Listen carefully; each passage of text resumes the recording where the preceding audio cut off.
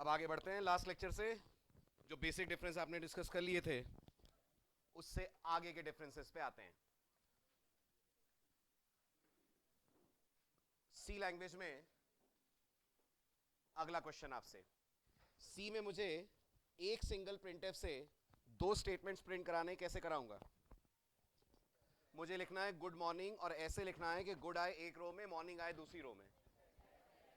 तो ये काम करने के लिए आप सी लैंग्वेज में लिखेंगे प्रिंटफ, प्रिंटफ के डबल कोट्स में आप लिखेंगे गुड, बैकस्लैश एन और फिर आप लिखेंगे morning. Correct. C double plus में आप सी लैंग्वेज की तरह बैकस्लैश एन तो यूज कर ही सकते हैं, यानी इस स्टेटमेंट को आप सी डबल प्लस में ऐसे तो लिख ही सकते हैं, C out good backslash n followed by morning. But जैसा मैंने कल आपसे कहा, सी डबल प्लस ने अपने ऑल्टरनेट्स आपको प्रोवाइड करें सी के बहुत सारे एक्शंस के, और रिकमेंडेशन ये है कि आप सी डबल प्लस करते वक्त उन्हीं ऑल्टरनेट्स को यूज करें। तो सी प्लस प्लस ने बैकस्लैश एन का आपको ऑल्टरनेट प्रोवाइड करा है, और सी डबल प्लस की तरफ से दिया गया ये ऑल्टरनेट कहलाता है ENDL, which stands for end line. उतारिए मत, 2 मिनट मेरी बात सुन लीजिए पूरी। यानी एंड लाइन वही रोल प्ले करता है सी प्लस प्लस में जो बैकस्लैश एन प्ले करता है सी लैंग्वेज में, लेकिन वोकैबुलरी वाइज दोनों में बहुत बड़ा अंतर है। अगर मैं आपसे पूछूंगा ये बैकस्लैश एन क्या कहलाता है, तो आपको इसका ऑफिशियल नाम याद है? बच्चे बच्चे, ये तो बैकस्लैश एन का खुद का नाम है, कैटेगरी। जैसे प्रिंटफ क्या है? प्रिंटफ क्या है? फंक्शन है। सी आउट सीन क्या है? ऑब्जेक्ट्स हैं। ऐसे बैकस्लैश एन क्या है? एस्केप सीक्वेंस है। तो मैं आपसे अगर पूछूंगा बैकस्लैश एन क्या है, तो आप मुझे जवाब देंगे सर ये एस्केप सीक्वेंस है। ऐसे ही अगर मैं आपसे पूछूंगा एंड एल क्या है, तो ये एस्केप सीक्वेंस नहीं है, ये ऑब्जेक्ट भी नहीं है, ये फंक्शन भी नहीं है। ये सी डबल प्लस की वोकैबुलरी में कहलाता है मैनिपुलेटर।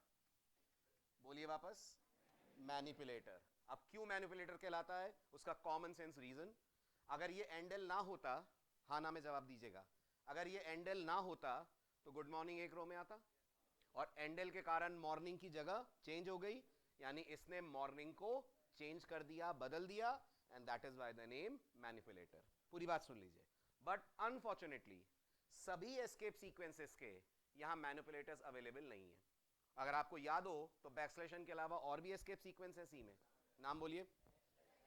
बैकस्लैश एन के अलावा, हाँ, एक एक करके, एक बैकस्लैश एन था, दूसरा बैकस्लैश टी था, तीसरा बैकस्लैश आर था, चौथा बैकस्लैश बी था, पांचवा बैकस्लैश ए था। अनफॉर्चुनेटली बाकी के जो 4 एस्केप सीक्वेंस आपको दिख रहे हैं वो आपको सी डबल प्लस में अगर यूज करने हैं तो एज इट इज करने पड़ेंगे। उनके मैनिपुलेटर वर्जन्स आपके पास अनफॉर्चुनेटली अवेलेबल नहीं है। तो अगर मैं बोलूंगा बैकस्लैश एन का ऑल्टरनेट क्या है, तो वो एंडल है, लेकिन बैकस्लैश टी यहां पे भी है, बैकस्लैश आर यहां भी बैकस्लैश आर ही है, बैकस्लैश बी और ए भी यहां एज इट इज यूज होंगे। सिर्फ एक का alternate version C double plus ने दिया है, backslash N has been replaced with endl, endl is called as manipulator. बाकी ये तो आप पहले से जानते हैं, they are still called as escape sequences. उतार लीजिए। और उतारते उतारते जरा मुझे बताइए इस लाइन में क्या क्या लगा हुआ है? सी डबल प्लस की इंग्लिश में अगर कोई पूछेगा तो क्या बोलेंगे? What is C out? Object. What is this symbol called? Insertion operators. What is good? String. Good is a string, anything in double quotes is a string. What is endl? Manipulator. 4 अलग अलग चीजों से मिलकर आपका ये सी out statement बना है। C out is an object, these symbols are insertion operator, double quote good is a string, and endl is a manipulator.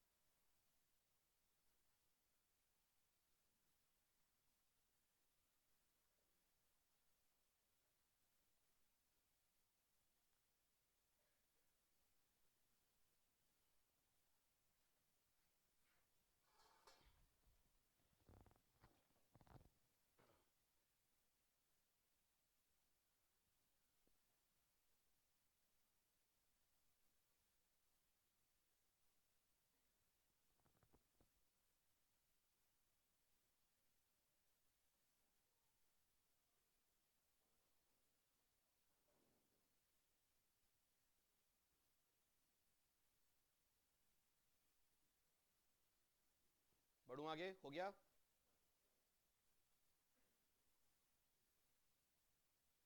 चलिए अब बहुत ध्यान से सुनिएगा, अगला डिफरेंस कुछ ज्यादा ही इंपॉर्टेंट है इंटरव्यू के पर्पस से। सी लैंग्वेज में मुझे बताइए आपके प्रोग्राम का एग्जीक्यूशन कहां से स्टार्ट होता है और कंपाइलेशन कहां से स्टार्ट होता है? कंपाइलेशन कहां से स्टार्ट होता है? फर्स्ट लाइन से। और एग्जीक्यूशन मेन से। और अगर आपको ध्यान हो तो हम लोग सी लैंग्वेज में, प्लीज मेरी बात ध्यान से सुनिएगा, है ना, ये बहुत बड़ा कंफ्यूजन है जो आज हम दूर करेंगे। आपको अगर याद हो तो हम लोग जब सी लैंग्वेज की प्रोग्रामिंग करा करते थे तो मेन के आगे रिटर्न टाइप लिखा करते थे वॉइड। पूरी सी में हमने हमेशा लिखा है void main. C double plus भी याद रखिएगा, बिल्कुल सी लैंग्वेज की तरह कंपाइलेशन स्टार्ट करती है from the first line, execution start करती है from main. But in C double plus main की जो रिटर्न टाइप होती है that is not void, rather it has been changed to int. हो सकता है आपके दिमाग में ये बात आ रही हो, सर ऐसा तो मैं सी में भी लिख सकता हूं। बिल्कुल, इसलिए मैं कह रहा हूं पेशेंटली मेरी पूरी बातें सुनिएगा, फिर ये कंफ्यूजन दूर होगा। मैंने कहा हम सी में जब प्रोग्रामिंग करते थे तो हम मेन के आगे लिखा करते थे वॉइड। हमें अपनी आदत बदलनी पड़ेगी, क्योंकि जब हम सी डबल प्लस में काम करते हैं तो हमें मेन की रिटर्न टाइप लिखनी पड़ती है इंट। अब आते हैं दिमाग में दो सवाल। पहला सवाल, ये बदलाव क्यों? वॉइड मेन में क्या प्रॉब्लम थी? दूसरा पॉइंट, क्या यहां वॉइड मेन लिख ही नहीं सकते? दोनों का जवाब सुनिएगा। सबसे पहले ये बदलाव, ये चेंज क्यों? सी डबल प्लस ये मानती है कि जब भी आप कोई प्रोग्राम बनाते हैं, चाहे वो दुनिया का सबसे सिंपल प्रोग्राम हेलो प्रिंट करने का ही क्यों ना हो, ये आपका फर्ज, ये आपकी जिम्मेदारी बनती है कि जब प्रोग्राम एंड हो, जब प्रोग्राम खत्म हो, तो आप ऑपरेटिंग सिस्टम को ये बताएं कि आपका प्रोग्राम सक्सेसफुली बंद हुआ कि किसी प्रॉब्लम के कारण बंद हुआ। थोड़ी सी टिपिकल बात है, ध्यान से सुनिएगा, आराम से समझ में आएगी। इधर उधर देखेंगे तो बात समझ में बिल्कुल नहीं आएगी। मैंने कहा सी डबल प्लस ये मानती है कि आपको इतना तमीज वाला प्रोग्रामर होना चाहिए, इतने एटिकेट्स आप में होने चाहिए कि जब आपका प्रोग्राम एंड हो तो एज अ थैंक यू आप ऑपरेटिंग सिस्टम को ये बोलें कि प्रोग्राम सक्सेसफुली बंद हुआ या कोई दिक्कत आपके प्रोग्राम में आ गई। अब अगला पॉइंट आता है, कैसे बोले सक्सेसफुली बंद हुआ कि कोई दिक्कत आई?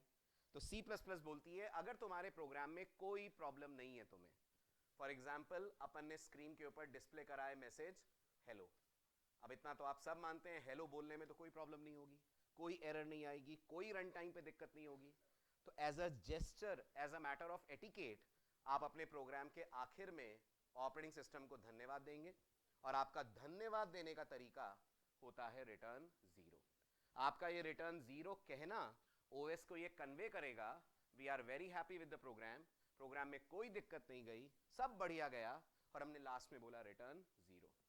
बट अगर हमारे प्रोग्राम में कोई प्रॉब्लम जाएगी तो हम हमेशा रिटर्न जीरो की जगह लिखा करेंगे रिटर्न वन। आप मेरे से पूछ सकते हैं सर कौन सी प्रॉब्लम, कैसी प्रॉब्लम की बात आप कर रहे हैं जो मुझे रिटर्न वन लिखना पड़ेगा? पेशेंस रखिए, सी डबल प्लस का एडवांस पार्ट आने दीजिए। जब मैं आपको एक्सेप्शन हैंडलिंग कराऊंगा या जब हम फाइल हैंडलिंग करेंगे, तब ऐसे मौके आपके सामने आएंगे जब आपको पहली बार इस कोर्स में पता चलेगा कि रिटर्न वन लिखने की इंपॉर्टेंस क्या होती है। अभी बस इतना मान लीजिए, जैसे सी लिखते वक्त आपने ये आदत बना ली थी कि लास्ट में आप गेट सी एच लिखते थे, ऐसे आज से एक आदत बना लीजिए कि सी डबल प्लस में प्रोग्राम बनाते वक्त लास्ट में आप लिखेंगे रिटर्न जीरो। आप मेरे से अगला क्वेश्चन भी पूछ सकते हैं, तो यहाँ गेट सी एच नहीं होता क्या?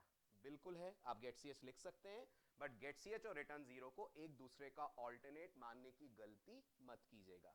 Gate C H is a function जो प्रोग्राम के एग्जीक्यूशन को पॉज करता है, रिटर्न जीरो फंक्शन नहीं है। रिटर्न जीरो एक स्टेटमेंट है जो ऑपरेटिंग सिस्टम को मेन की तरफ से जीरो रिटर्न कर रहा है। मुझे मालूम है आप ऐसे 90% स्टूडेंट्स को एक कंफ्यूजन होगा, सर क्या मतलब है रिटर्न जीरो करने का? थोड़ी पेशेंस रखिए, समझ में आएगा। अभी बस इतना मान लीजिए, जब प्रोग्राम में कोई दिक्कत नहीं जाती है तो प्रोग्राम की अंतिम लाइन सी डबल प्लस के मेन फंक्शन में हमारी तरफ से होती है रिटर्न जीरो। यानी आप अगर मुझे बोलें कि सर सी डबल प्लस में मिनिमम लाइनें हमारे प्रोग्राम में क्या होनी चाहिए, तो मैं बोलूंगा अगर तुम्हें प्रोग्राम रन करना है तो मिनिमम दो लाइनें चाहिए, एक इंट मेन और एक लास्ट में रिटर्न जीरो। जब हम आगे बढ़ेंगे, जब हम सी डबल प्लस के एडवांस टॉपिक्स पे होंगे, तब आप पहली बार अपने प्रोग्राम में कुछ ऐसा करेंगे जिस कारण से प्रोग्राम रन टाइम पे फेल होगा। और जब प्रोग्राम रन टाइम पे फेल होने की नौबत पे आता है, तब जाकर हम लोग रिटर्न 0 बदलते हैं और इसकी जगह लिखा करते हैं रिटर्न 1। अगर अभी भी लग रहा है सर नहीं समझ में आया मुझे, तो आप बस इतना ध्यान रख लें, जब तक मैं नहीं पढ़ाऊंगा आपको एडवांस टॉपिक, तब तक हमेशा आपको लास्ट में लिखना है रिटर्न 0। अब आता है अगला डाउट, सर ये जरूरी है क्या, इससे बच नहीं सकते क्या ऐसा नहीं कर सकते कि रिटर्न 0 लिखना ही ना पड़े और प्रोग्राम चल जाए? बच तो सकते हैं, लेकिन सिर्फ पुराने कंपाइलर्स पे, मतलब टर्बो पे। टर्बो एकमात्र ऐसा कंपाइलर है जो C++ में आपको इंट मेन की जगह आज भी लिखने की परमिशन देता है वॉइड मेन। लेकिन टर्बो के अलावा जितने नए आईडीज हैं, जैसे कि कोड ब्लॉक्स, जैसे कि कोड लाइट, जैसे कि डेव C++, जैसे कि विजुअल C++ ऑफ माइक्रोसॉफ्ट, ये सभी आईडीज आपको फोर्स करते हैं कि आप मेन की रिटर्न टाइप हरगिज वॉइड नहीं लिखेंगे, आपको हमेशा मेन की रिटर्न टाइप इंट लिखनी है। अगर आपने वॉइड लिखने का प्रयास करा, पुराने कंपाइलर पे कोड चल जाएगा, नए कंपाइलर्स इसको कर देंगे रिजेक्ट। अब सी के भी जो जितने मॉडर्न कंपाइलर्स आ रहे हैं, जैसे जीसीसी वगैरह, उन्होंने इस आदत को अपना लिया है, इसलिए आपको सी के भी बहुत सारे प्रोग्राम्स में वॉइड मेन की जगह लिखा हुआ मिलेगा इंट मेन। बट सी में अभी भी रिलैक्सेशन है, नए कंपाइलर्स भी अलाउ करते हैं कि हम लोग वॉइड लिख दें, लेकिन C++ में things have become strict. C++ में ये इजाजत नहीं है कि हम लोग मेन की रिटर्न टाइप इंट की जगह कुछ और रखें। तो आज से एक बड़ा चेंज हमारे प्रोग्राम में आएगा। एक तो कल आया था, हम stdio को हटाकर यूज कर रहे थे iostream, printf scanf हटाकर यूज कर रहे थे coutsin। आज तीसरा मेजर चेंज आएगा, हम अपने प्रोग्राम के अंदर वॉइड मेन कभी नहीं कहेंगे पूरे कोर्स में। जब भी लिखेंगे C++ में लिखा करेंगे इंट मेन, चाहे कंपाइलर पुराना यूज कर रहे हो चाहे नया कर रहे हो, क्योंकि इंट मेन सारे कंपाइलर्स एक्सेप्ट करते हैं। वॉइड मेन C++ में सिर्फ एक्सेप्ट करता है टर्बो कंपाइलर, बाकी नए कंपाइलर्स मेन के आगे वॉइड अगर C++ में लिखा हुआ देखते हैं तो ये कहते हुए कोड कंपाइल करने से मना कर देते हैं, main should have a return type of integer. तो ड्रास्टिक चेंज जो मेन में आया है वो बस यही आया है, return type has been shifted from void to int. पहले यहां वॉइड और इंट दोनों चलते थे, C++ में अब वॉइड नहीं चलता, नए कंपाइलर में सिर्फ और सिर्फ चलता है इंट। अब मैं आपको वॉइड मेन की आदत डलवाऊं, फिर जब हम अपना कंपाइलर बदलें तो मैं आपको मेन बदलने को कहूं, उससे बेटर है हम एक आदत फॉलो करें जो पूरे कोर्स में कभी नहीं बदलनी होगी, और वो आदत है मेन की रिटर्न टाइप हमेशा लिखनी है अपन को इंट।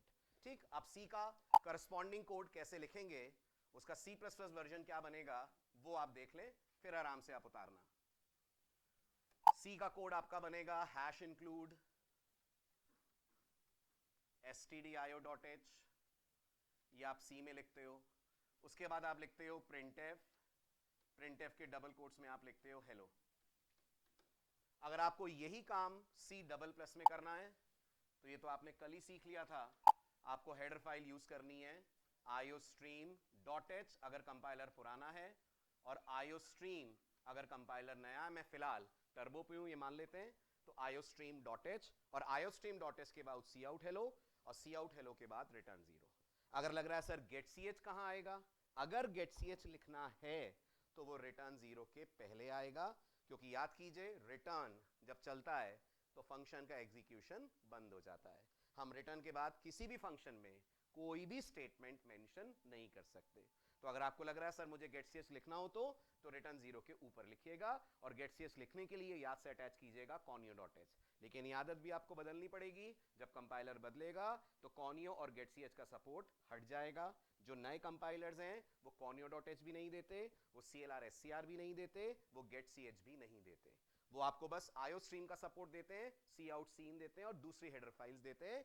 बट conio.h टर्बो में है, नए कंपाइलर्स में conio.h भी अवेलेबल नहीं है। तो मैं कोड कोशिश करूंगा मैक्सिमम ऐसा लिखूं कि कंपाइलर बदले तो हमें बहुत सारी चीजें कोड में ना बदलनी पड़े, इसलिए मैं अभी अपनी तरफ से नोइंगली conio.h को कर रहा हूं ड्रॉप।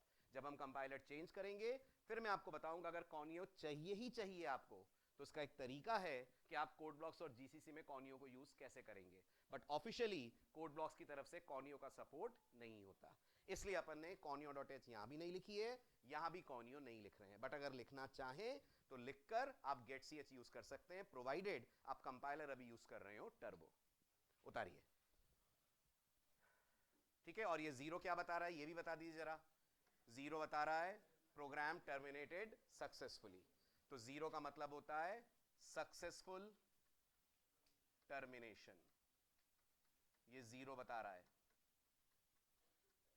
और 0 की जगह दूसरा ऑप्शन है आप रिटर्न 1 लिखें, लेकिन रिटर्न 1 की नौबत अभी नहीं आएगी, वो एडवांस टॉपिक्स में आएगी C++ में, तब बात करेंगे हम रिटर्न 1 क्यों लिख रहे हैं। तब तक के लिए रिटर्न 0 को आप अपनी आदत में शामिल कर लीजिए, जब भी मेन खत्म करें क्लोजिंग ब्रेस के पहले लिख दें रिटर्न 0। और रिटर्न से वैल्यू किसके पास जाती है, एक जनरल जवाब, रिटर्न से वैल्यू उसके पास जाती है जिसने फंक्शन को कॉल करा है। मेन को कॉल कौन करता है, OS, तो मेन का रिटर्न 0 ऑपरेटिंग सिस्टम को वैल्यू रिटर्न कर रहा है। अब इसका क्या मतलब है, धीरे धीरे समझ में आपको आगे आ जाएगा। हाँ जी, तो 0 और 1 क्या है, इसलिए रिटर्न टाइप इंट है। 0.0 करते तो रिटर्न टाइप डबल या फ्लोट कर लेते। 0 इज एन इंटीजर तो रिटर्न टाइप इज इंटीजर।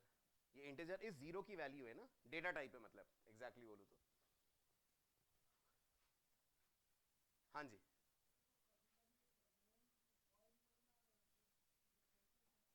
हाँ हाँ हाँ, वो ऑप्शन है। वो पुराने कंपाइलर्स कहते थे आपको यहाँ वॉइड लिखना चाहिए, नए कंपाइलर्स ये मानते हैं कि अगर आपने पैरेंथेसिस ब्लैंक छोड़ा है तो इसका मतलब है वॉइड।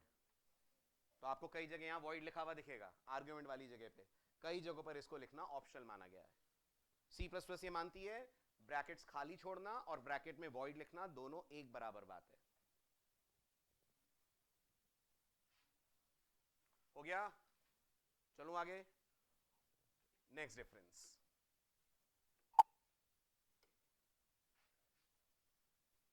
सी लैंग्वेज में मुझे इस कोड का आउटपुट बताइएगा। हेडर फाइल्स वगैरह अटैच कर ली अपन, ये मान लीजिए, आप तो सिर्फ अंदर जो कोड लिख रहा हूं मैं उस पर ध्यान दीजिएगा।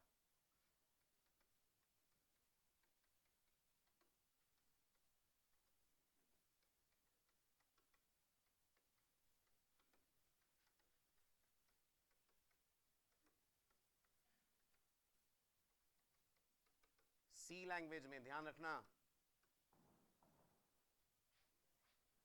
क्या आएगा इसका आउटपुट, 1020 के सिर्फ 1020।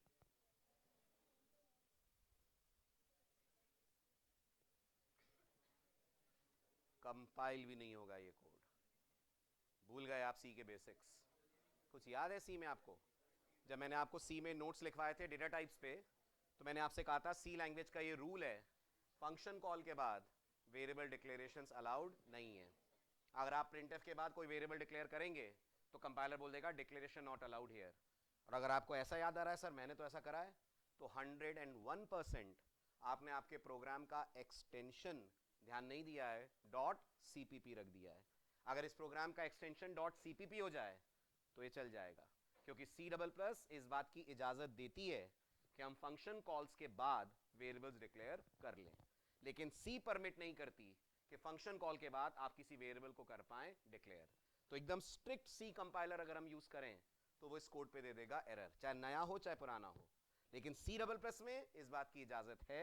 C++ में अगर हम प्रोग्राम लिखते हैं बाय राइटिंग इंट मेन और इंट ए के बाद कहते हैं सी आउट ए, और इसके बाद कहते हैं int B and C out B followed by as usual return 0, तो कंपाइलर को आपके इस इंट बी से परेशानी नहीं है। इन शॉर्ट मैं आपको ये याद दिलाना चाह रहा हूं, in C language variable declaration should be done at top, in C++ language we can declare variables at any point of program, जहां मना है वहां वेरिएबल आप बना दीजिए, C++ आपको इसकी इजाजत देती है। उतारिए, फिर इससे कनेक्टेड दूसरी बात बताता हूं।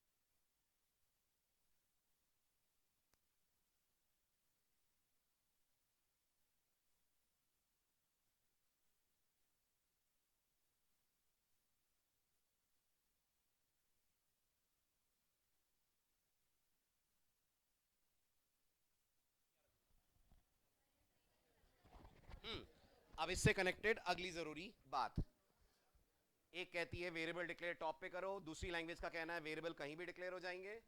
तो इससे अगला पॉइंट आपका कनेक्टेड है, मैं यूज करूंगा, आपको कंफ्यूजन ना हो इसके लिए मैं पहले ही बता दूं कि हम इस तरह से भी C++ में कोड लिख सकते हैं। कौन सी जरूरी बात नोटिस कीजिए, मुझे सी में फटाफट 2 मिनट के अंदर जवाब दीजिए, मुझे 1 से लेकर 10 तक के नंबर प्रिंट करने हैं, इसका प्रोग्राम बना सकते हैं? बताइए, मेन से लेकर लास्ट लाइन तक का कोड डिक्टेट कर दीजिए, हेडर फाइल छोड़ दे, बताएं फटाफट। हाँ, वॉइड मेन, अंदर अंदर एक वेरिएबल ना, दो वेरिएबल क्यों? 1 से 10 तक का लूप चलाना है, दो वेरिएबल क्यों चाहिए आपको? एक वेरिएबल इंटीजर आई, फिर इसके बाद for I is equal to 1, I less than equal to 10, I plus plus, और अंदर printf backslash n percentage d comma I brace closed. गेट सीएस लगाना तो आप लगा लें, ठीक। अब ये बताइए what is this and what is this? जो पहली लाइन मैंने हाईलाइट करी है दैट इज डिक्लेरेशन, दूसरी लाइन जो मैंने हाईलाइट करी है दैट इज वैल्यू, नहीं इनिशियलाइजेशन। तो सी लैंग्वेज में फॉर का डिक्लेरेशन यानी वेरिएबल डिक्लेरेशन फॉर के ऊपर करते हैं, इनिशियलाइजेशन फॉर के अंदर करते हैं। C++ ये स्टाइल तो सपोर्ट करती ही है, बट C++ कहती है आप इन दोनों को मर्ज भी कर सकते हैं। किन दोनों को? डिक्लेरेशन और इनिशियलाइजेशन को। यानी इन C++ लैंग्वेज जब हम फॉर लूप लिखते हैं we can easily write int I is equal to 1। गौर करिएगा, this facility is not provided by C language, this is something जो C++ देती है, जिसमें फॉर में डिक्लेरेशन भी चलेगा और वहीं का वहीं इनिशियलाइजेशन भी अलाउड होगा। पूरी बात सुनना, इसमें भी एक ट्विस्ट है, फिर उतारना। I less than equal to 10, I plus plus, और इसके बाद एज यूजुअल आपका स्टेटमेंट सी आउट आई, और क्योंकि C++ की आदत डाल रहे हैं तो बैकस्लैश n की जगह एंडल, और आपका हमेशा की तरह इंट मेन और लास्ट में रिटर्न 0।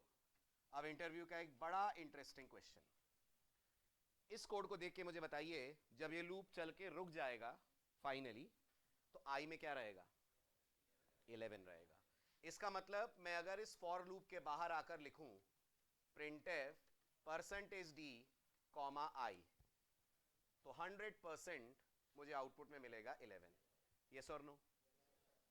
अब बात आती है इस कोड में क्या होगा, क्या लूप के बाहर जब मैं आकर लिखूंगा सी आउट आई तो मुझे आई एक्सेस करने को मिलेगा या नहीं मिलेगा? इसका जवाब हां और ना दोनों है। अगर आप टर्बो कंपाइलर यूज कर रहे हैं तो आपको फॉर के बाहर भी फॉर में डिक्लेयर करा गया वेरिएबल मिलेगा, बट अगर आप जीसीसी कंपाइलर यूज कर रहे हैं तो जीसीसी कंपाइलर ये कहता है अगर यहां आपने इंट आई लिखा है तो आई की लाइफ तभी तक है जब तक ये लूप चल रहा है, लूप खत्म आई खत्म। तो जीसीसी कंपाइलर में अगर आपने लूप के बाहर आकर कहा सी आउट आई, कंपाइलर जनरेट कर देगा सिंटेक्स एरर। टर्बो कंपाइलर में अगर आपने कहा सी आउट आई, कंपाइलर एक्सेप्ट करेगा और आउटपुट देगा 11। और जब मैं जीसीसी बोल रहा हूं तो मैं सारे नए कंपाइलर को उसमें शामिल कर रहा हूं, जीसीसी भी, माइक्रोसॉफ्ट का कंपाइलर भी, कोड लाइट का कंपाइलर भी, सीलैंग प्लस प्लस कंपाइलर भी, सारे कंपाइलर ये मानते हैं जो वेरिएबल फॉर में डिक्लेयर्ड है वो फॉर के बाहर एग्जिस्ट नहीं करेगा। इसको शॉर्ट में कैसे बोल सकते हैं? मॉडर्न C++ ये मानती है कि अगर आपने फॉर में वेरिएबल डिक्लेयर करा है तो वो फॉर के बाहर सरवाइव नहीं करेगा। क्लासिक C++ ये मानती है कि अगर फॉर में वेरिएबल डिक्लेयर करा भी है तो वो फॉर के बाहर सरवाइव करेगा। तो टर्बो में ये सी आउट आई चलकर आपको 11 दे देगा, लेकिन किसी भी नए कंपाइलर पे आप काम करें तो कंपाइलर आपको एरर दे देगा ये कहते हुए कि उसे आई नाम का वेरिएबल देखने को मिल ही नहीं रहा। तो अगर कंपनी में ये सवाल आता है variables which are declared in for loop, do they survive out of the loop और नॉट? अगर इंटरव्यू नए कंपाइलर पे है तो स्ट्रिक्ट आंसर इज नो। अगर इंटरव्यू जनरल बातों पे है तो आंसर यस भी है और नो भी है। अगर आपको लग रहा हो सर कंपाइलर पता ना हो तो पूछना पड़ेगा आपको, और 99% कंपनीज नए कंपाइलर पे इंटरव्यूज लेंगी आपका। टर्बो कोई कंपनी यूज नहीं करती इंटरव्यूज में। तो नए कंपाइलर के लिए श्योर हो आप तो आप हमेशा बोल देंगे this code will not compile, it will give syntax error. But in Turbo this code will compile, क्योंकि क्लासिक C++ इस वेरिएबल का लाइफ टाइम फॉर के बाहर भी सर्वाइव करवाती है। ठीक है, तो याद रखिएगा इस सी आउट के बारे में दो आंसर्स हैं, it might run, it might not run. ठीक है, तो मैं लिख दे रहा हूं, आप उतार लीजिएगा comments. In turbo C++, it will run, while in GCC it will give syntax error.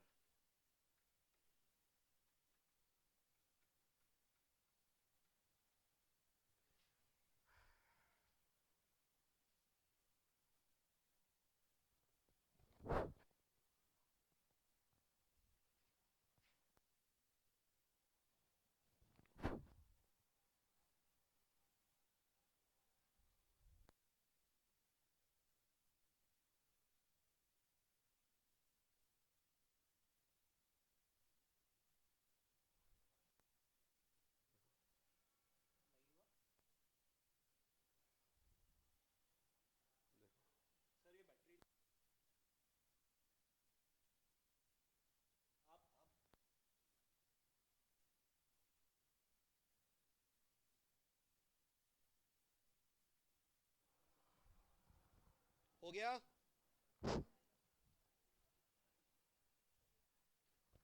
चलें आगे, चेंज करूं?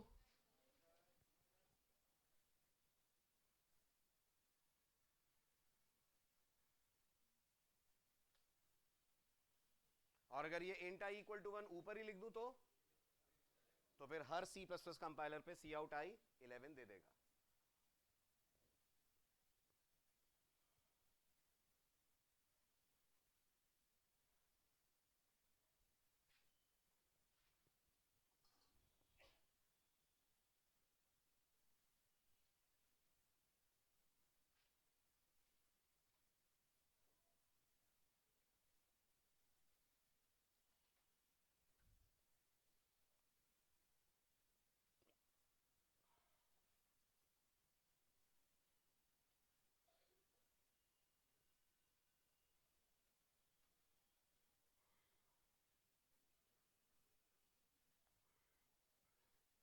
कंप्लीट. चलूं आगे?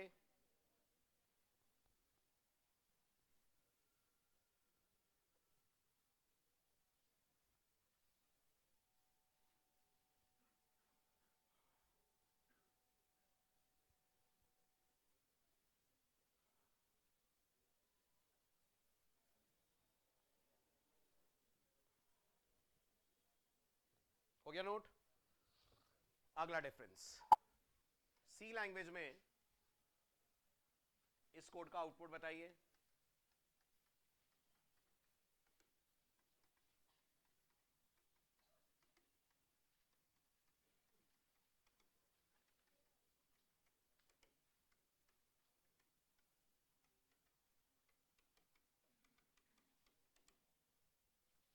मेन हेडर फाइल सब कुछ है, मान लें. आप तो आउटपुट बताइए. 2.5 2.5 0 0 0 0 0 0. कारण आपको सी में ऑपरेटर्स पढ़ाते वक्त मैंने एक रूल बताया था कि सी लैंग्वेज इस बात को स्ट्रिक्टली मानती है कि अगर आप एक इंटीजर को दूसरे इंटीजर से डिवाइड करेंगे तो resultant answer will always be N integer. So integer divided by integer is always an integer. इस गलतफहमी में नहीं रहिएगा कि सर सी तो फ्लोट है ना, होगा भले ही सी फ्लोट, लेकिन सी लैंग्वेज का रूल है अगर न्यूमरेटर इंटीजर है, अगर डिनोमिनेटर इंटीजर है, तो आंसर भी हमेशा आएगा इंटीजर. तो मैथ्स कहती है 10/4 2.5 होगा, लेकिन सी की मैथ्स कहती है 10/4 सिर्फ 2 होगा. अब बताइए इस प्रॉब्लम को सॉर्ट आउट कैसे करते थे आप? क्या ऐसा करते थे कि आंसर 2.5 आ जाए? तो अपन लोग इस लाइन को ऐसे नहीं लिखते थे. आपको अगर ध्यान हो तो हम इस लाइन को लिखा करते थे C is equal to float of A divided by B. लिखते थे. क्या कहलाती थी ये trick? Type casting. C double plus में भी बिल्कुल सेम प्रॉब्लम है, बस सॉल्यूशन इस प्रॉब्लम के C डबल प्लस के पास दो हैं. C के पास इस प्रॉब्लम का एक सॉल्यूशन है, C डबल प्लस के पास इस प्रॉब्लम के दो सॉल्यूशन है. पहले प्रॉब्लम और दोनों सॉल्यूशन सुन लो, फिर आप नोट डाउन करना. C डबल प्लस में भी अगर मैं कहता हूं integer A is equal to 10, integer B is equal to 4, float C is equal to A divided by B, और C आउट करके C को प्रिंट करूं तो आंसर मेरे को 2 ही मिलेगा. कौन सी C डबल प्लस में? दोनों में. कौन दोनों? क्लासिक भी और मॉडर्न भी, दोनों सी डबल प्लस मानती है integer upon integer is always an integer. But जैसा मैंने कहा, समस्या का निवारण दो तरह से सी डबल प्लस करती है। एक तो सी का ही स्टाइल है। क्या स्टाइल है? आप इस कोड को लिख सकते हैं, C is equal to float of a divided by b. इसी काम को करने का एक तरीका और है, और बहुत माइन्यूट सा डिफरेंस है, बहुत ध्यान से देखेंगे तो डिफरेंस नजर आएगा। देखिए, सी डबल प्लस में इसी काम को करने का एक और स्टाइल है, और वो है ये कि आप लिखें C is equal to float of a divided by b. आया नोटिस में डिफरेंस के नहीं आया? डिफरेंस सिर्फ पैरेंथेसिस की जगह का है। सी बोलती है पैरेंथेसिस हमेशा डेटा टाइप पे लगेगा जब अपन करेंगे type casting. C plus plus बोलती है सी वाला स्टाइल वेलकम है, बिल्कुल चलेगा, but there is one more way, flexibility के लिए आप चाहो तो पैरेंथेसिस डेटा टाइप से हटाकर वेरिएबल पे भी लगा सकते हो। Vocabulary wise this is called C style type casting, this is called C++ style typecasting. This will work in both the languages. This is only going to work in C++, पुरानी भी नई भी।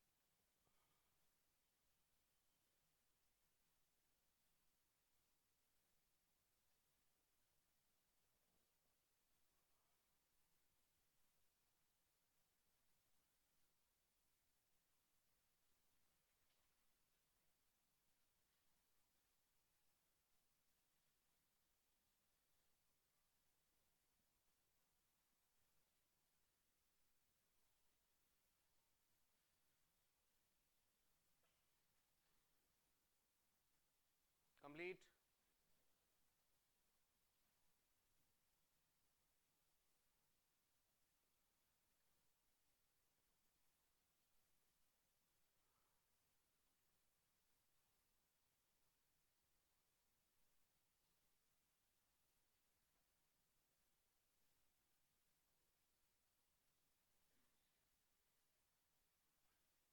करूं चेंज? हो गया।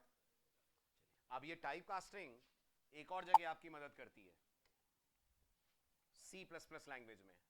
जो अब मैं पूछने जा रहा हूं उसका सी में जवाब बिल्कुल डिफरेंट है, और सी डबल प्लस में जवाब टाइप कास्टिंग है ना?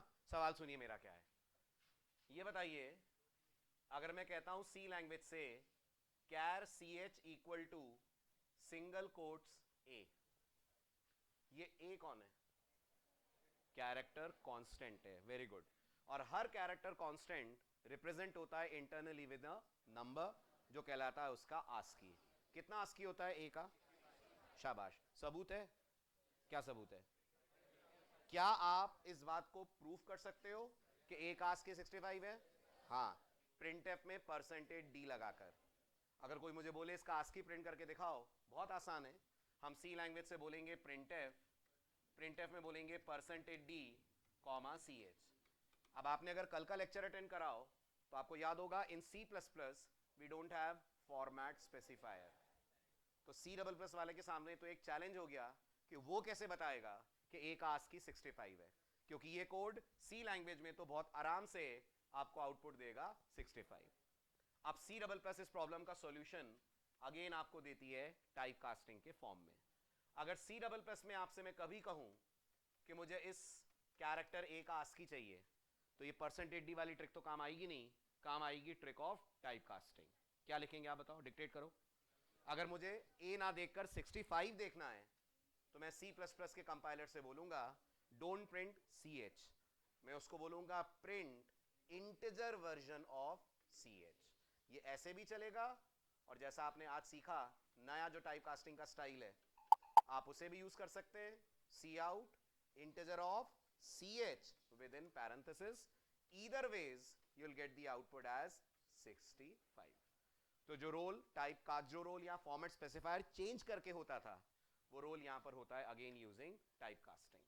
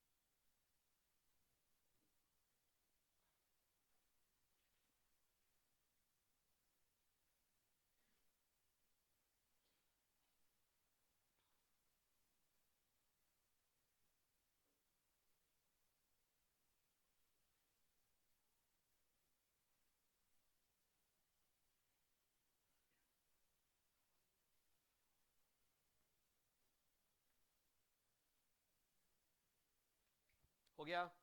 करूं चेंज? लास्ट डिफरेंस, सी में इस कोड का आउटपुट बताइए।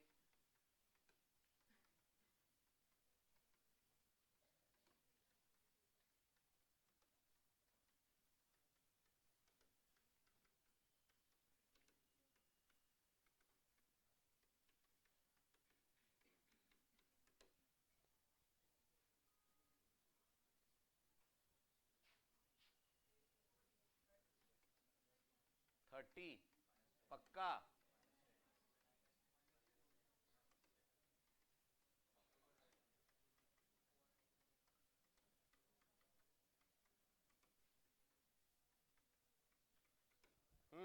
क्या आएगा 30 -10? सबसे पहले सी के अंदर आएगा ए और बी का सम विच इज 30, लेकिन अगली ही लाइन पे आप सी में डाल देंगे ए और बी का सब्ट्रैक्शन, तो 10 में से 20 माइनस करा तो बचा -10, तो 30 का क्या होगा? ओवरराइट हो जाएगा। अल्टीमेटली जब आप प्रिंट करेंगे तो आउटपुट मिलेगा आपको -10। अब अगर आपसे मैं कहूं, मैं नहीं चाहता हूं कि C equal to a minus b वाली लाइन एग्जीक्यूट हो, मैं नहीं चाहता हूं कि C equal to a minus b वाला स्टेटमेंट चले, मैं चाहता हूं C equal to a plus b के बाद सीधे प्रिंटफ रन हो, तो ये मत बोल दीजिएगा इसको हटा ही दो, जब हट ही जाएगा तो कहां से चलेगा। मैं चाहता हूं ये रहे लेकिन ये एग्जीक्यूट ना हो। तो इन प्रोग्रामिंग वर्ल्ड अगर हमें किसी लाइन को लिखना है पर हम नहीं चाहते हैं कि वो कंपाइल और रन हो, तो हम उस लाइन को कमेंट्स में कन्वर्ट कर देते हैं, राइट? कमेंट्स का मतलब होता है ऐसी लाइनें जो आपको दिखती हैं बट कंपाइलर की नजरों में ये लाइनें एग्जिस्ट ही नहीं करती। फिर आप सवाल कर सकते हैं मेरे से, तो फिर सर कमेंट्स का मतलब क्या है जब कंपाइलर इसे पढ़ेगा ही नहीं? तो कई बार ऐसा होता है कि आप अपने प्रोग्राम के अंदर जब चेंजेस करते हैं तो आप ये श्योर नहीं होते हैं कि जो आप चेंज करने जा रहे हैं वो इस वक्त जो कोड लिखा है उससे बेटर होगा कि नहीं। तो आप चाहते हैं जो अभी का कोड है वो थोड़ी देर के लिए ऑफ हो जाए, जो नया लॉजिक आपने लिया है वो लॉजिक काम करे। अगर वो लॉजिक फेल हो गया तो आपको पुराना वाला कोड दोबारा लिखना ना पड़े, उस ऑफ हुए कोड को आप वापस ऑन कर देंगे। तो अगर किसी कोड को थोड़ी देर के लिए आपको डिसेबल करना है तो उस कोड को हम लोग कर देते हैं कमेंट्स में कन्वर्ट। सी लैंग्वेज बोलती है अगर आपको किसी लाइन को कमेंट्स में कन्वर्ट करना है तो सिर्फ एक तरीका है, और तरीका है इस लाइन की शुरुआत में फॉरवर्ड स्लैश और स्टार लगाएं, और जहां कमेंट खत्म करना हो वहां स्टार और फॉरवर्ड स्लैश लगाएं। यानी मेरे और आपकी नजरों में इस प्रोग्राम के अंदर 1 2 3 4 5 और 6 लाइंस हैं, बट कंपाइलर की नजरों में इस प्रोग्राम में सिर्फ 5 लाइंस हैं। ये वाली लाइन जो कमेंट्स के बीच में आ रही है, ये लाइन कंपाइलर तक पहुंचती नहीं है, कंपाइलर को ये लाइन दिखती नहीं है, वो सीधे ए और बी को ऐड करने के बाद पढ़ेगा अगला स्टेटमेंट प्रिंट है। सी डबल प्लस भी कमेंट सपोर्ट करती है, और सी डबल प्लस सी के कंपैरिजन में दो तरह से कमेंट्स लगाने की फैसिलिटी आपको देती है। ये वाला स्टाइल तो सी डबल प्लस में चलता ही है। सी डबल प्लस में एक स्टाइल और है, और वो है इस लाइन के पहले डबल फॉरवर्ड स्लैश लगा दें। अगर कोई पूछेगा इन दोनों में क्या डिफरेंस है, तो इन दोनों में दो डिफरेंस है। पहला डिफरेंस, ये सिर्फ सी डबल प्लस में चलता है, ये स्टाइल दोनों में चलता है। दूसरा ज्यादा इंपॉर्टेंट डिफरेंस, इसको बुलाते हैं मल्टी लाइन कमेंट, इसको बुलाते हैं सिंगल लाइन कमेंट। क्यों?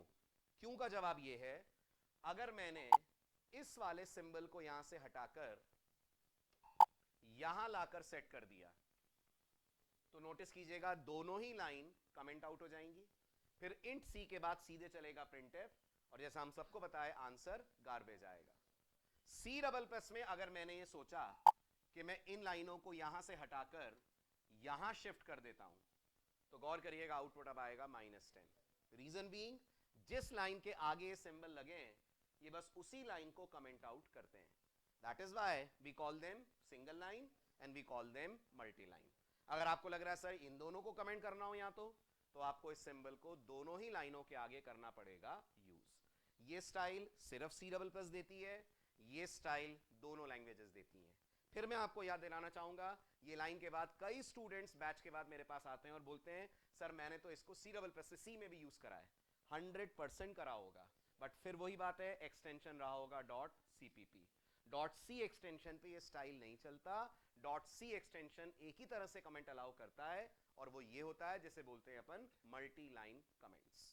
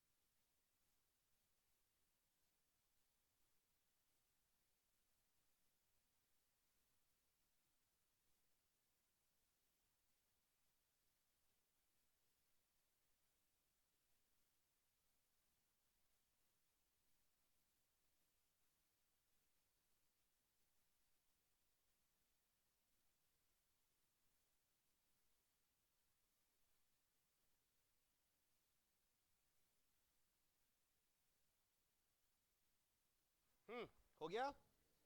ये हुआ आपका बेसिक लेवल का सी सी प्लस प्लस में डिफरेंस खत्म। और ये डिफरेंस मात्र सिंटेक्सिस का डिफरेंस था। प्रोग्रामिंग अप्रोच में दोनों लैंग्वेजेस में क्या फर्क है वो आप सीखेंगे एक लेक्चर बाद, क्योंकि मैंने कहा मुझे एक दिन चाहिएगा आपको स्ट्रक्चर पढ़ाने के लिए, क्योंकि स्ट्रक्चर के बेसिक्स के बगैर हम सी डबल प्लस का पहला चैप्टर नहीं पढ़ सकते, which is classes and objects. तो अब थोड़ी देर के लिए मान लीजिए आज और अगले लेक्चर के लिए हम सी डबल प्लस नहीं सी पढ़ रहे हैं, तो थोड़ी देर के लिए सी के मोड में आ जाएं। जैसे ये लेक्चर खत्म होगा आज और नेक्स्ट लेक्चर, उसके बाद हम वापस लौटेंगे सी प्लस प्लस पे और शुरू करेंगे आपकी actual C plus plus which is object oriented programming. तो जिनको स्ट्रक्चर याद हो आपके लिए एक क्विक रिवीजन है, जिन्हें ना याद हो, कभी पढ़ा ही नहीं है लाइफ में स्ट्रक्चर, आप ध्यान से पढ़िएगा, क्योंकि स्ट्रक्चर का बेसिक ही क्लास का बिल्डिंग ब्लॉक है। ठीक है, और फंक्शन का बैकअप कर ले, हो गया सेट आपका बैकअप? कब है? कल है। हाँ तो कल याद से कर लीजिएगा, क्योंकि अगली क्लास जो मैं लूंगा उसमें स्ट्रक्चर लगेगा, उसमें फंक्शंस नहीं लगेंगे। लेकिन उसके बाद जो लेक्चर होगा, यानी आज के बाद दूसरा लेक्चर, उस दिन आपको पहले ही दिन फंक्शन के कॉन्सेप्ट की जरूरत पड़ेगी, क्योंकि जब हम ऊप्स पढ़ते हैं विदाउट फंक्शन हम एक लाइन का कोड नहीं लिख सकते। तो आराम से कल का बैकअप कर लीजिए, कल शायद क्लास ऑफ कर दी होगी सर ने मेरी, ताकि आप लंबा बैकअप लेकर एक ही दिन में फंक्शन के सारे बेसिक्स खत्म कर लें। चलिए टाइटल डालिए अब अगला, स्ट्रक्चर।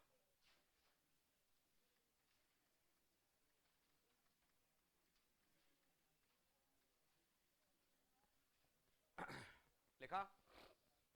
चलिए सुनिए बेसिक सा क्वेश्चन और दीजिए अपने लेवल पे उसका जवाब।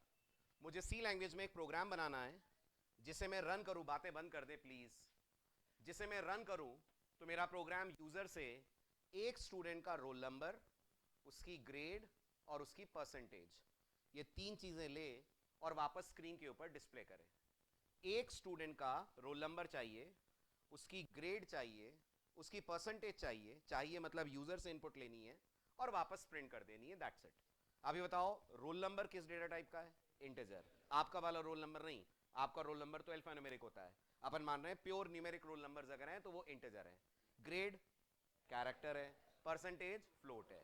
तो कोई भी सी जानने वाला स्टूडेंट जिसे स्ट्रक्चर नहीं पता होगा वो मुझे बोलेगा सर आपके क्वेश्चन का आंसर ये है कि मैं 3 वेरिएबल्स लूंगा, एक इंटीजर, एक कैरेक्टर और एक फ्लोट, तीनों में इनपुट लेकर प्रिंट करा दूंगा। बिल्कुल सही।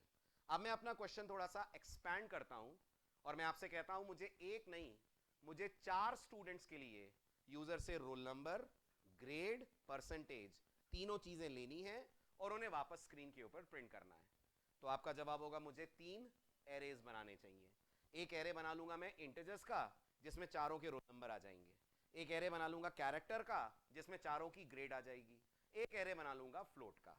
अब मुझे बताओ मैं 3 एरे बनाने की बात क्यों कर रहा हूं? एक एरे से काम नहीं चलेगा क्या? चल जाएगा।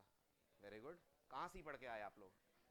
नहीं चलेगा। कारण एरे का प्राइम रेस्ट्रिक्शन है it is a collection of similar kinds of data elements.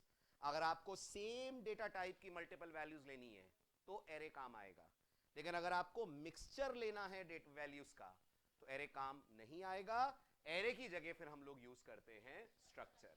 यानी अगर हम एरे की परिभाषा को याद करें और उसमें सिर्फ एक शब्द बदल दें, सिमिलर को काट कर उसकी जगह लगा दें डिसिमिलर, बाकी एक लाइन चेंज ना करें, एक अक्षर चेंज ना करें, तो डेफिनेशन बन जाती है स्ट्रक्चर की।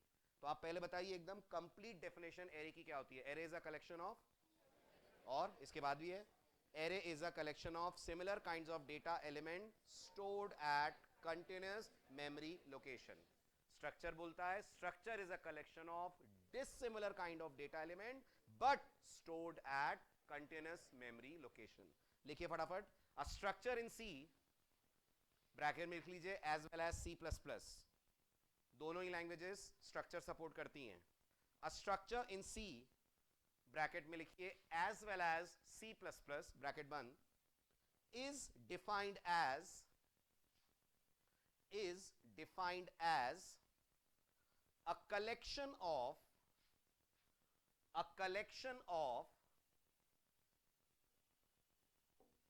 dissimilar kinds of data elements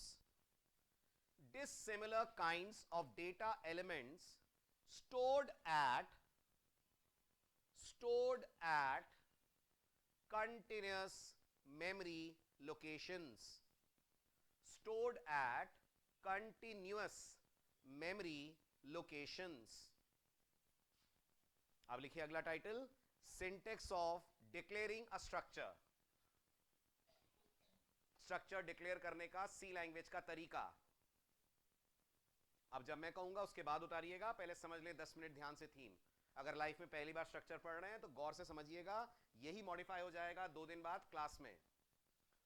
structure बनाने के लिए आप सबसे पहले सी लैंग्वेज का कीवर्ड लिखते हैं and that keyword is called as struct. Keyword है तो याद रखिएगा पूरा लोअर केस में लिखेंगे। स्ट्रक्ट कीवर्ड लिखने के बाद आप मेंशन करते हैं अपनी तरफ से स्ट्रक्चर को दिया जाने वाला कोई भी नाम, जो नाम आपको पसंद आए। उसके बाद कर्ली ब्रेस ओपन करेंगे और अब आप कंपाइलर को यह जानकारी दें कि आपको स्ट्रक्चर के अंदर क्या क्या रखना है। अपनी डेफिनेशन में तो आपने लिख दिया है it's a collection of different types of data elements, but वो डिफरेंट एलिमेंट्स कौन है ये प्रोग्रामर कंपाइलर को करता है इन्फॉर्म। कैसे करता है? हर एक मेंबर के बारे में आप कंपाइलर को बताते हैं 2 बातें। सबसे पहली बात, इस मेंबर की डेटा टाइप, दूसरी बात, इस मेंबर को रिप्रेजेंट करते हुए वेरिएबल का नाम। इसी तरह से अगले मेंबर की डेटा टाइप, अगले मेंबर को रिप्रेजेंट करते हुए वेरिएबल का नाम, और ऐसे आपको जितने बताने मेंबर्स उतने बताइए। जब ये सारा डिक्लेरेशन आपका एंड हो जाए तो ब्रेस बंद कर दीजिए और बगैर भूले याद से लास्ट में लगाइए एक सेमीकोलन। अभी कुछ लिखिएगा मत, सुन लीजिए पहले। अब अगर मैं इस सिंटेक्स को मेरे एग्जांपल के ऊपर अप्लाई करूं, और याद रखिएगा मैंने कहा हम 1.5 लेक्चर के लिए, आधा लेक्चर आज का जो बचा हुआ है और एक अगला लेक्चर सी लैंग्वेज में काम कर रहे हैं, तो थोड़ी देर के लिए वापस सी के मोड में चले जाते हैं। तो अगर मैं सी में इस कोड को लिखूं तो as usual I will begin with stdio.h और हेडर फाइल डिक्लेयर करने के ठीक नीचे मेरा अगला स्टेटमेंट होगा स्ट्रक्ट। स्ट्रक्ट लिखने के बाद मैं अपने स्ट्रक्चर का नाम लिखूंगा which is called student. Student लिखने के बाद कर्ली ब्रेस ऑन करूंगा, करली ब्रेस के अंदर मुझे 3 मेंबर्स रखने हैं, तो मैं पहला डिक्लेरेशन दूंगा इंट रोल, मैं दूसरा डिक्लेरेशन दूंगा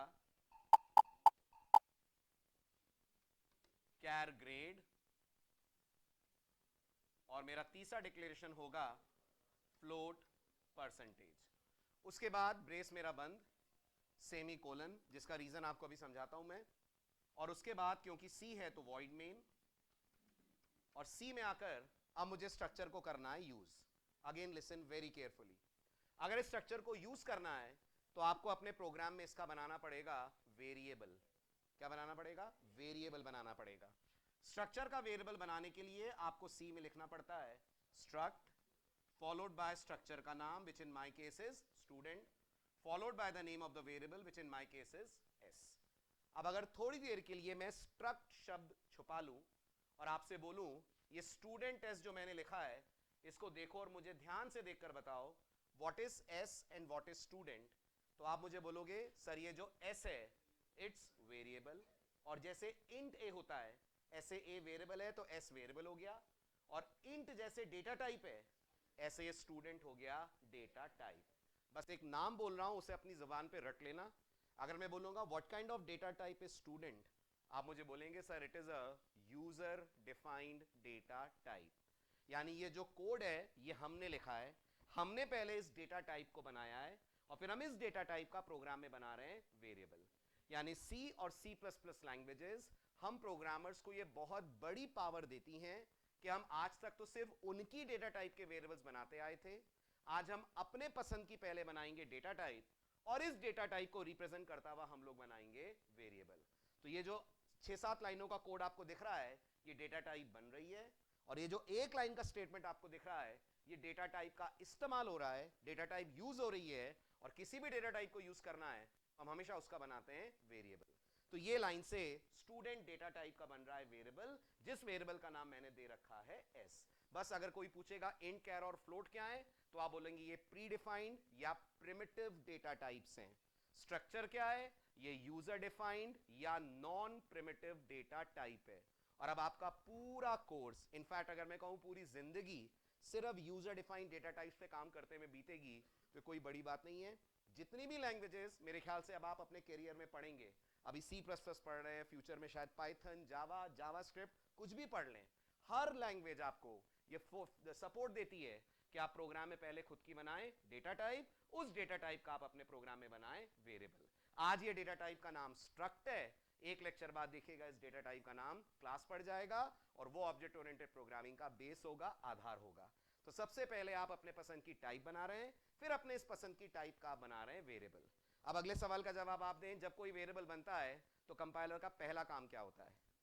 कंपाइलर का पहला काम होता है उसे मेमोरी में जगह देना। अगर डेटा टाइप इंट, कैर या फ्लोट है, हाँ ना में बोलना, अगर डेटा टाइप इंट, कैर या फ्लोट है तो कंपाइलर को साइज पता है? हाँ बिल्कुल पता है, वही तो साइज बताता है सबको, तो उसे इंट, कैर, फ्लोट की साइज पता है। लेकिन अगर डेटा टाइप स्ट्रक्ट स्टूडेंट है तो कंपाइलर को साइज नहीं पता है। साइज कितनी होगी एस की ये जानने के लिए कंपाइलर अब आपके इस डिक्लेरेशन को पढ़ेगा। याद रखिएगा कंपाइलर हमेशा किसी चीज को जब यूज होता हुआ देखता है तो जाके उसके डिक्लेरेशन से उसको मैच करता है।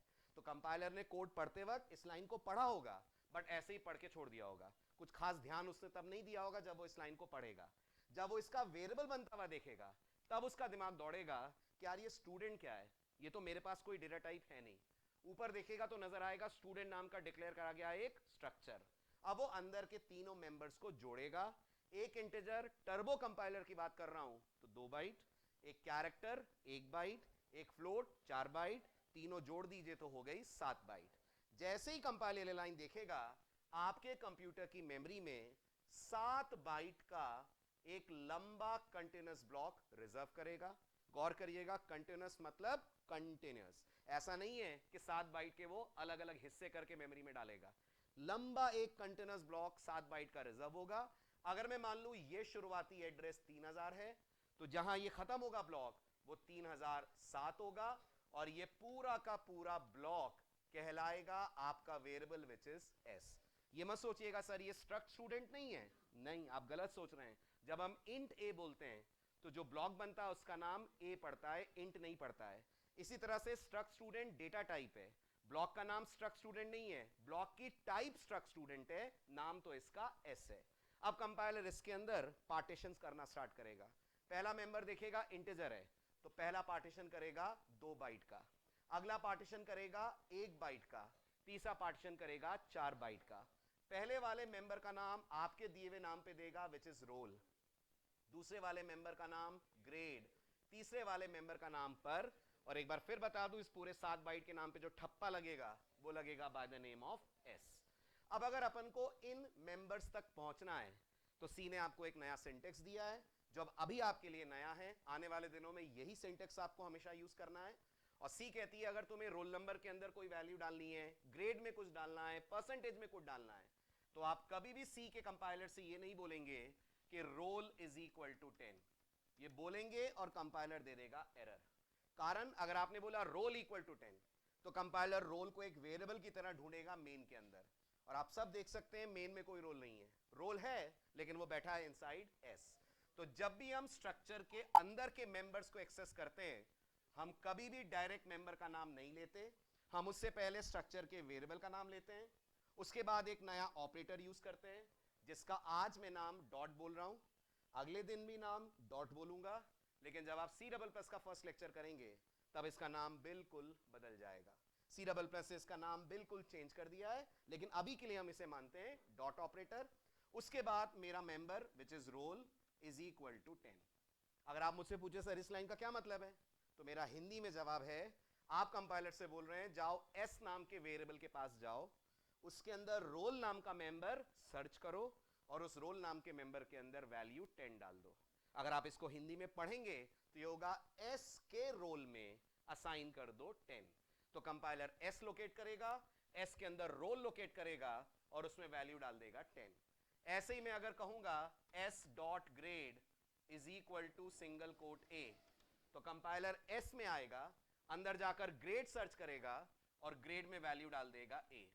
अगर मैं कहूंगा S dot percentage is equals to 71.3, तो कंपाइलर एस पे आएगा, परसेंटेज पे आएगा और यहां वैल्यू डाल देगा 71.3।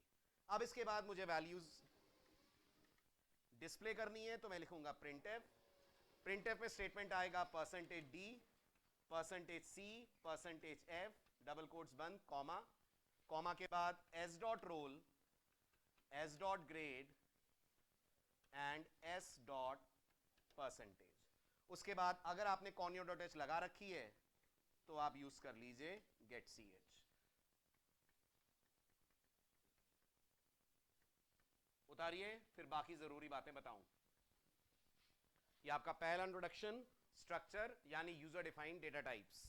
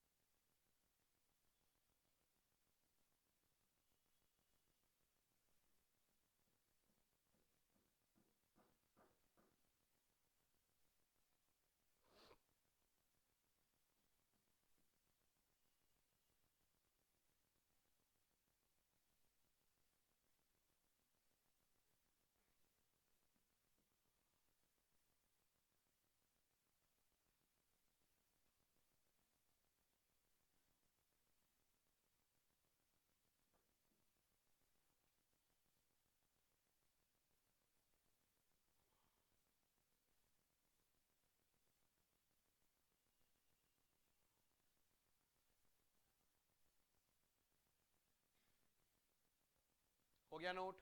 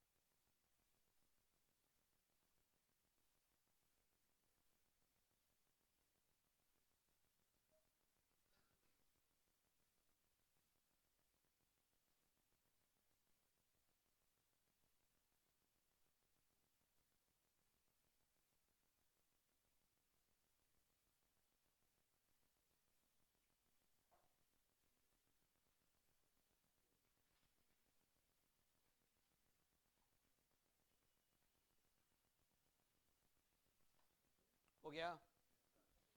अब सुनिए, सबसे पहले तो वोकैबुलरी, किसको क्या बुलाते हैं, जो डायग्राम आपको दिख रहा है इसमें, और फिर तीन जरूरी बातें जो स्ट्रक्चर के बारे में आपको याद रखनी है। नहीं रखेंगे तो कंपाइलर कोड कंपाइल करने से ही मना कर देगा। ठीक है, सबसे पहले शब्दावली, वोकैबुलरी, किसको क्या बुलाना है।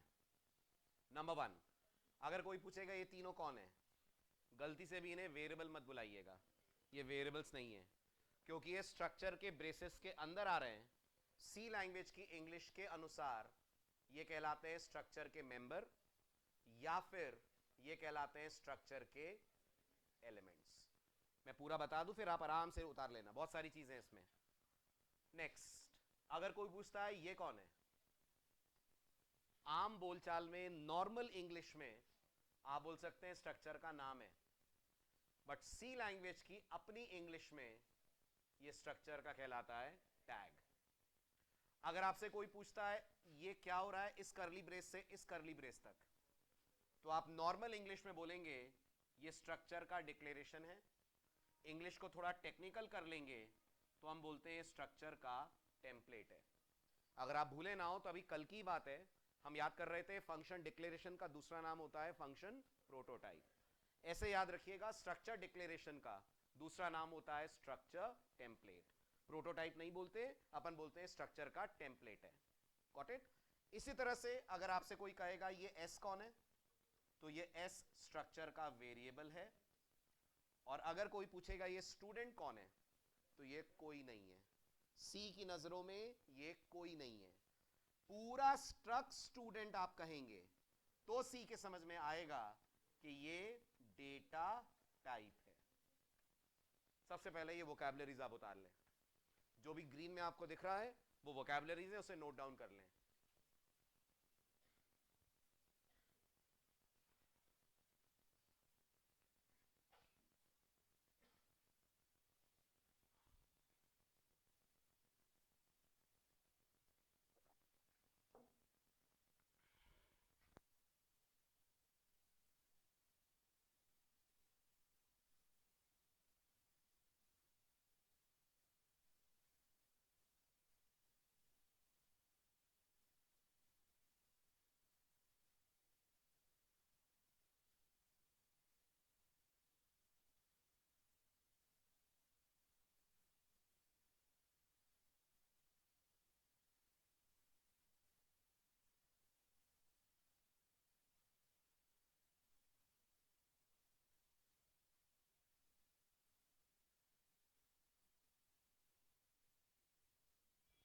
हाँ जी, हो गया? नोट डाउन हो गया? अब सुनिए तीन जरूरी बातें, जिनमें से एक भी आपने मिस कर दी तो कोड कंपाइल ही नहीं होगा।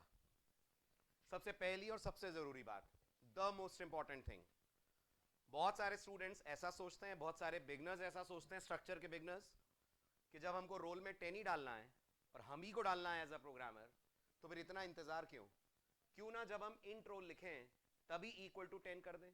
बहुत से लोगों के दिमाग में एक ख्याल आता है जहां रोल डिक्लेयर हो रहा है वहीं इनिशियलाइज भी तो हो सकता है, फिर इस बात का इंतजार क्यों हो रहा है कि हम यहां कर एस डॉट रोल में 10 डालें। इसका जवाब यह है, जब भी कंपाइलर आपके प्रोग्राम को कंपाइल करता है, एक बार फिर से बताइए कहां से शुरू करता है कंपाइलेशन? फर्स्ट लाइन से कि मेन से? फर्स्ट लाइन से। मेन से प्रोग्राम रन होता है और जब कंपाइलर कोड कंपाइल करता हुआ आगे बढ़ता है और वो स्ट्रक्चर के अंदर जाता है तो इनमें से किसी को मेमोरी में जगह नहीं देता। इन्हें मेमोरी में जगह तब मिलती है जब स्ट्रक्चर का बनता है वेरिएबल। अब आप जरा समझने की कोशिश करिए कंपाइलर को क्या शिकायत है आपके इस स्टेटमेंट से। अगर आपने कहा int roll is equal to 10 तो कंपाइलर क्यों एरर दे देता है? कंपाइलर इसलिए एरर दे देता है क्योंकि उसको यह समझ में नहीं आता जिसको अभी तक मैंने मेमोरी में जगह ही नहीं दी उसमें वैल्यू कैसे मैं कर दूंगा असाइन। क्योंकि इन तीनों को मेमोरी में जगह तब नहीं मिलती जब स्ट्रक्चर का टेम्पलेट बनता है, इनको मेमोरी में तब जगह मिलती है जब स्ट्रक्चर का बनता है वेरिएबल। यानी ये तीनों मेमोरी में इस स्ट्रक्ट स्टूडेंट के कारण नहीं आए हैं, ये तीनों मेमोरी में आए हैं स्ट्रक्ट स्टूडेंट एस के लिखे जाने के बाद। तो कंपाइलर इसलिए हमें स्ट्रक्चर के टेम्पलेट में इनिशियलाइजेशन की परमिशन नहीं देता क्योंकि टेम्पलेट मेमोरी एलोकेट नहीं करता। मेमोरी एलोकेट तब होती है जब स्ट्रक्चर का बनता है वेरिएबल। इतना कहने के बावजूद अगर आपको लगता है सर मैं लिख दूं तो मेरा जवाब वही है, कंपाइलर कोड कंपाइल नहीं करेगा, कंपाइलर जनरेट कर देगा सिंटैक्स एरर। दैट मींस इस कर्ली ब्रेस के अंदर सिर्फ मेंबर्स डिक्लेयर होते हैं, हरगिज आप उन्हें नहीं कर सकते हैं इनिशियलाइज। गलती नंबर 1। गलती नंबर 2, बहुत सारे लोगों को यह चीज भी बहुत अटपटी बहुत अजीब लगती है कि सर हम लोग लास्ट में यहां सेमी कोलन क्यों लगा रहे हैं जब स्ट्रक्चर का ब्रेस बंद कर रहे हैं। हम तो नॉर्मली जब कर्ली ब्रेसेस लगाते हैं तो सेमी कोलन नहीं लगाते हैं। मैं पूछता हूं उनसे जैसे, तो मुझे समझाते हैं सर जैसे आप मेन देख लीजिए, मेन के साथ कर्ली ब्रेस लगा हुआ है, सेमी कोलन कहां है? तो उसका टेक्निकल जवाब सुनिए, ये क्या है? ये फंक्शन की डेफिनेशन है। ये क्या है? ये डेफिनेशन नहीं है, ये डिक्लेरेशन है। और इतना बेसिक आप सबने सी में पढ़ा होगा, in C programming when anything is declared it has to be terminated with a semicolon. और हम मेन डिक्लेयर नहीं करते हैं, मेन को तो हम लोग डिफाइन करते हैं। इसलिए ये मत सोचिए दोनों जगह कर्ली ब्रेस है तो फिर यहां सेमीकोलन नहीं है तो यहां क्यों है। हर चीज जो सिंटैक्टिकली सेम दिखती है वो कॉन्सेप्चुअली भी सेम हो, इसका कतई कतई मतलब सेम नहीं है। जैसे आप मुझे बताइए, अब आपने सी पढ़ ली है, इसके दो मतलब हैं? इतना सोचना पड़ रहा है? कोई मेरे से पूछेगा ये क्या है, मैं बोलूंगा इसके दो जवाब है मेरे पास। ये मल्टीप्लिकेशन का ऑपरेटर भी है और ये पॉइंटर का सिंबल भी है। जब तक देखूंगा नहीं यूज होते हुए तब तक पहचान नहीं सकता कि इसका प्रैक्टिकल यूज अपन कहां कर रहे हैं। बिल्कुल ऐसे याद रखिए, खाली कर्ली ब्रेस देखकर चीजों को मत समझिएगा। कर्ली ब्रेस डेफिनेशन में भी आता है, डिक्लेरेशन में भी आता है, बट क्योंकि ये डिक्लेरेशन है आपके लिए सेमीकोलन लगाना जरूरी है। अगर भूल गए कंपाइलर कोड कंपाइल करने से मना कर देगा। ठीक, आखिरी बात, मैंने आपसे कहा समझने के लिए मानने के लिए स्टूडेंट डेटा टाइप है और एस उसका वेरिएबल है, लेकिन जब आप कोडिंग करेंगे तो सी लैंग्वेज की जिद है, उसे स्टूडेंट समझ में नहीं आता जब तक उसके पहले कीवर्ड ना लगाया जाए स्ट्रक्ट। अगर आप गलती से स्टूडेंट एस लिख रहे हैं तो कंपाइलर दे देगा सिंटैक्स एरर। हालांकि ये गलती सी डबल प्लस के अंदर अलाउड है। सी डबल प्लस बोलती है बिना स्ट्रक्ट के भी स्टूडेंट चलेगा, लेकिन सी बोलती है नहीं, तुम जब जब स्टूडेंट बोलोगे तुम्हें उसके पहले स्ट्रक्ट बोलना ही पड़ेगा। तुम भले ही समझ लो कि स्टूडेंट डेटा टाइप का नाम है, बट मेरे कंपाइलर के लिए पूरा struct student is the name of the data type. अगर आपने ये स्ट्रक्ट मिस कर दिया, सिर्फ स्टूडेंट एस लिखा, तो प्योर सी कंपाइलर्स आपके कोड को कंपाइल करने से मना कर देंगे, चाहे वो पुराने कंपाइलर हो चाहे वो जीसीसी जैसे नए कंपाइलर हो। स्ट्रक्ट लिखना कंपलसरी है जब भी सी लैंग्वेज में हम स्ट्रक्चर का नाम प्रोग्राम के अंदर कहीं भी लिखते हैं। तो तीनों बातें समराइज कर रहा हूं। डिक्लेरेशन के अंदर इनिशियलाइजेशन अलाउड नहीं है। दूसरी बात, डिक्लेरेशन हो रहा है तो सेमीकोलन कंपलसरी है।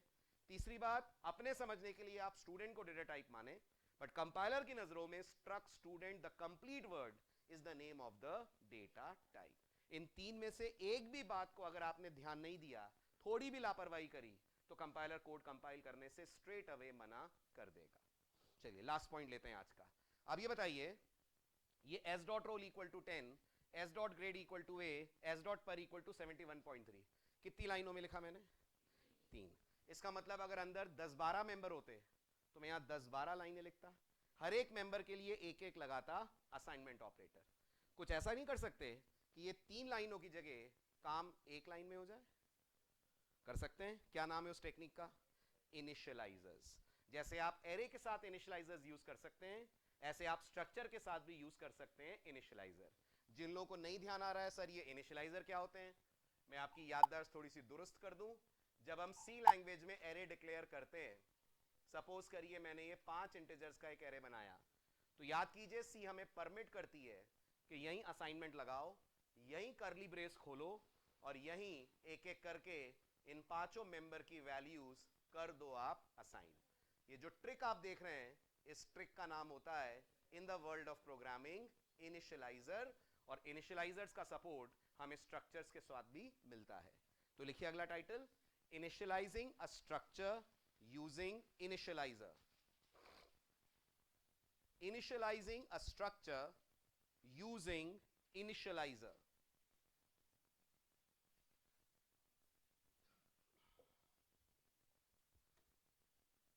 Initializing a structure using initializer.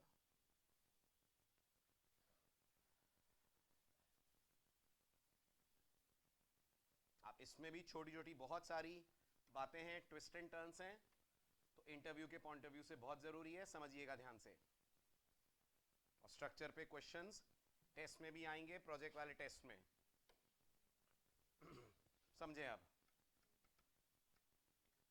अगर आपको अलग अलग इनिशियलाइज ना करके एक लाइन में इनिशियलाइज करना है, तो आप सी लैंग्वेज से बोलेंगे struct student S is equal to, ध्यान दें, करली ब्रेस ओपन। अब करली ब्रेस के अंदर आने के बाद जिस ऑर्डर में आपने इन तीनों को डिक्लेयर करा है, किस ऑर्डर में करा है, पहले इंटीजर फिर कैरेक्टर फिर फ्लोट, उसी ऑर्डर में आप यहां पर वैल्यूज प्रोवाइड करेंगे। तो मैंने वैल्यू प्रोवाइड करी सबसे पहले 10 सेपरेट विद अ कॉमा, फिर मुझे ग्रेड की वैल्यू देनी है तो मैंने सिंगल कोट में दिया a separate with a comma, फिर मैंने वैल्यू दी 71.3। इसके बाद करली ब्रेस को कर दीजिए बंद, और क्योंकि ये भी एक स्टेटमेंट है तो लास्ट में आप लगाएंगे सेमीकोलन।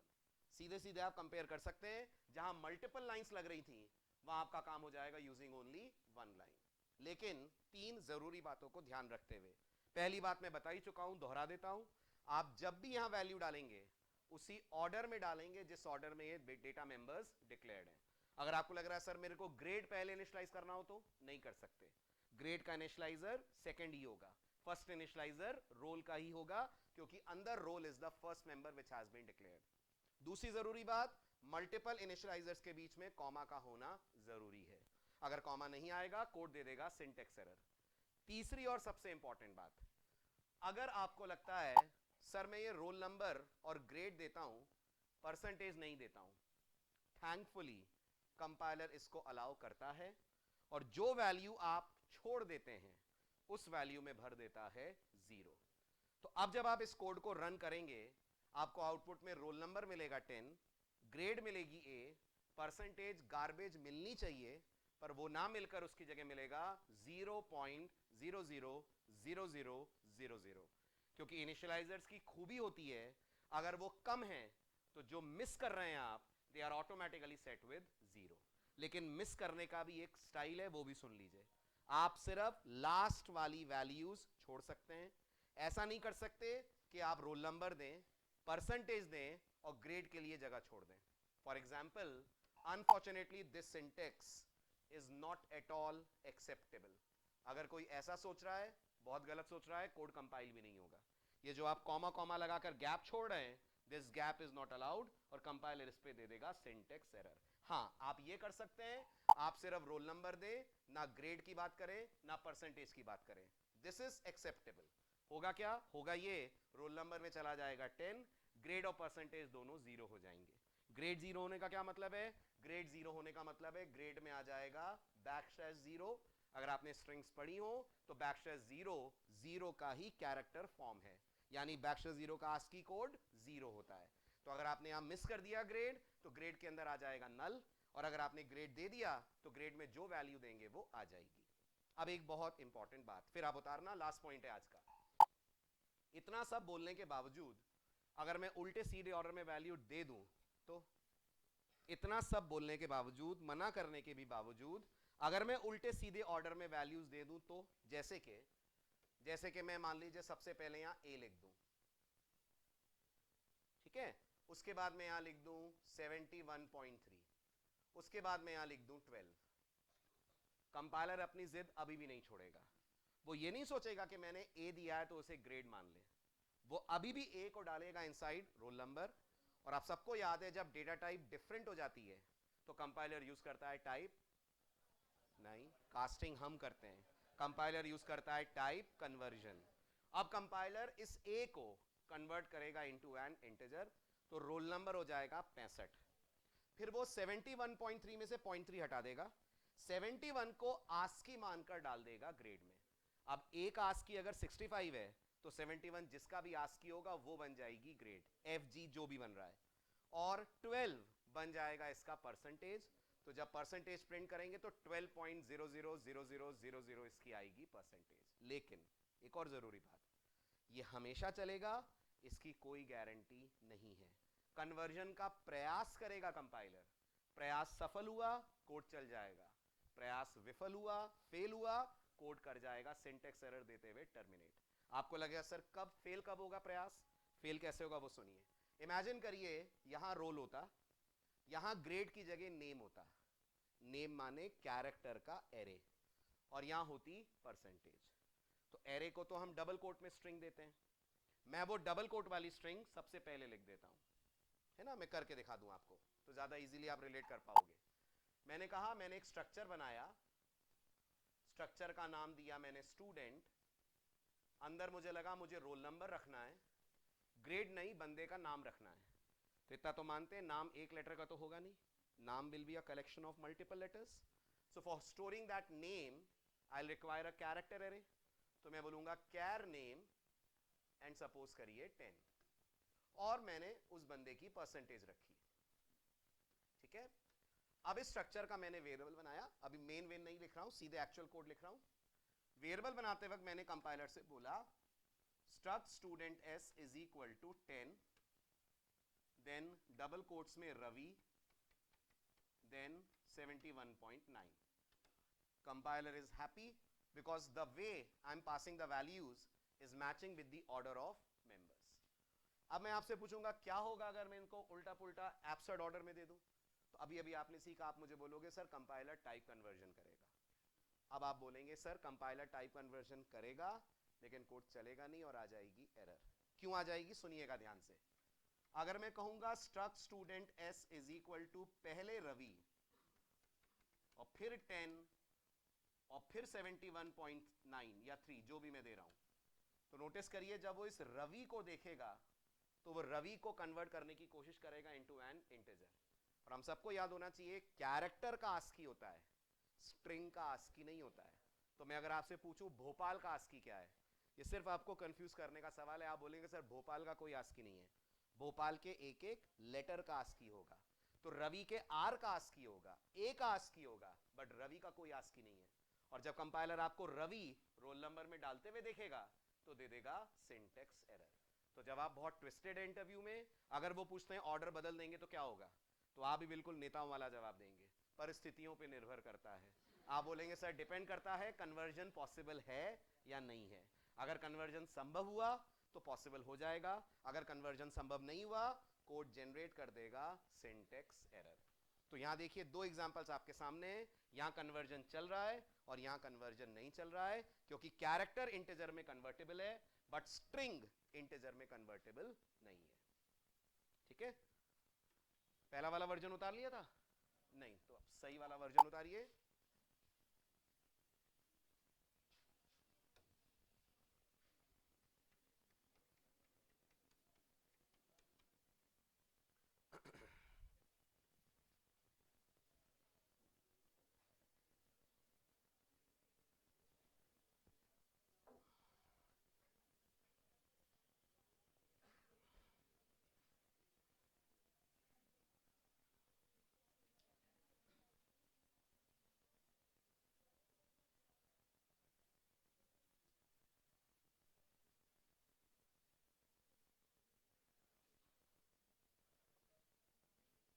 हो गया, आइए अब आप नेक्स्ट। क्या डिसाइड हुआ आपका डेट और टाइम? कल तो है नहीं क्लास शायद, संडे कितने बजे? 11 बजे, ठीक। आइए संडे 11 o'clock, संडे लेते हैं स्ट्रक्चर का लास्ट पार्ट और फिर उसके बाद ऊप्स।